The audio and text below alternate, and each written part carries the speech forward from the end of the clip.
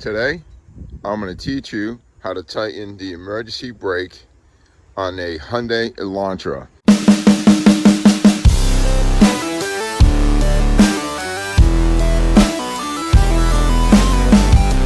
This one is a 2009 and it's pretty much the same for like 2000 and on up. You got your parking brake, your console, inside the box, right? You open this up.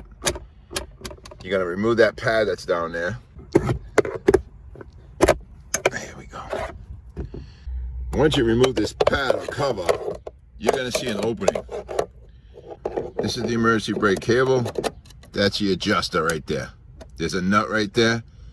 We're gonna tighten it to tighten up these cables, which in turn will tighten up the parking brake.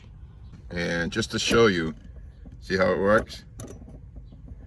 So when you pull up the handle, pulls on those cables. So that's your adjuster right there.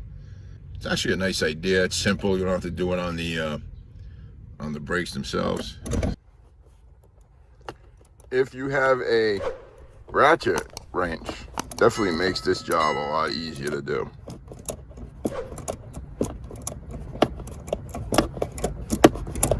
This is what I mean by a ratchet wrench.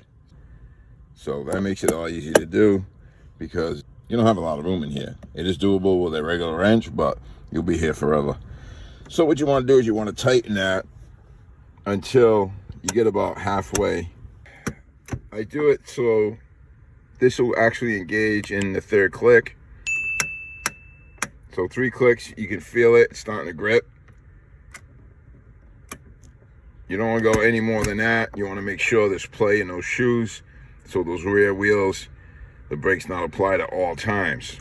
So about halfway, 3 clicks, and you should feel it engage. If you feel it get really tight in the first or second click, you need to back off or unscrew that screw down there. You don't want this over tightened because you will wear out your brakes.